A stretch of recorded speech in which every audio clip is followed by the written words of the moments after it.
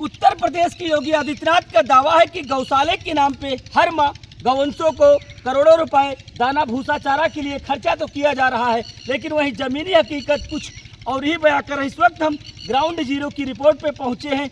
उन्नाव जनपद के बिछिया ब्लॉक के ग्राम पंचायत कुरारी कला गांव में शासन से अस्थायी गौशाला बनाया गया था। इस गौशाले में शासन से इस 130 गायों का पैसा आता है, लेकिन मैंने जब इसकी रियलिटी ग्राउंड जीरो पे चेक किया तो इस गौशाले के अंदर सिर्फ 90 ही गौवंश मिली। 90 गायों को भी भरपेट न तो भूसा दाना चारा की व्यवस्था की जाती है, न तो यहाँ पर समय से कोई जिम्मेदार जिले से अधिकारी आते हैं, ना तो कोई समय से डॉक्टर आते हैं। भूख और प्यास के कारण से तड़प कर कई गौवंश इस गौशाले के अंदर अपनी दम को तोड़ दिया। मैं कैमरामैन से कहना चाहूँगा कि हमारे तस्वीरों में दिखाइए हमारे दर्शकों को इस गौशाले की हालत कैसे है। दिखाइए, चारों तरफ गौशाले के अंदर गंदगी ही नजर आ रही है। इस गौशाले के अंदर हम तस्वीरों में दिखाना चाहूँगा अपने दर्शकों को, इस गौशाले के अंदर सिर्फ 90 ही गौवंश है। ग्राउंड जीरो की रिपोर्ट पे वही जिले के आला अधिकारियों का दावा है कि इस गौशाले के अंदर शासन से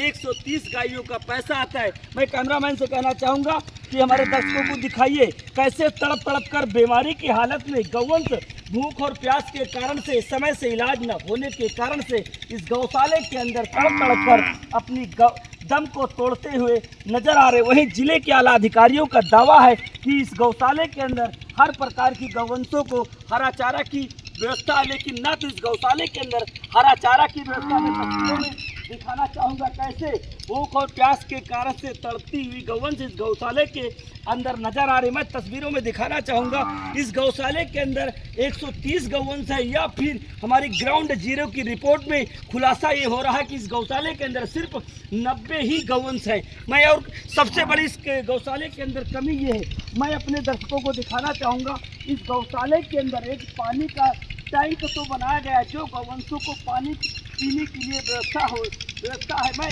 तस्वीरों में दिखाना चाहूँगा इस पानी के टैंक में क्या पानी की व्यवस्था है या फिर नहीं है, या फिर ऐसे ही प्यास के कारण से गौवंश तड़पती हुई नजर आती है। मैं तस्वीरों में दिखाना चाहूँगा ये पानी टैंक है। इस पानी टैंक में किसी भी प्रकार का ना तो पानी की व्यवस्था है, ना तो यहाँ पर जिले के कोई जिम्मेदार अधिकारी इस गौशाले का निरीक्षण तक नहीं करने आते। वहीं जिले के आला अधिकारियों का दावा है कि इस गौशाले के अंदर हर प्रकार की व्यवस्था गौवंशों को उपलब्ध की जाती है, लेकिन कहीं न कहीं जो जिले के आला अधिकारी है उनके भी दावे पूरी तरीके से खोखले हुए साबित हो रहे। मैं तस्वीरों में दिखाना चाहूँगा कि हमारे दर्शकों को दिखे इस गौशाले के अंदर कैसे गौवंश तड़प कर अपनी दम को तोड़ती हुई नजर आती है। लेकिन अब देखने वाले ये बात होगी क्या इस पूरे मामले को जिले के जो जिला अधिकारी महोदय इस मामले को संज्ञान में लेकर लापरवाह अधिकारियों के खिलाफ कोई कार्रवाई होगी या फिर नहीं होगी, या फिर ऐसे ही योगी आदित्यनाथ के जो दावे हैं दावों को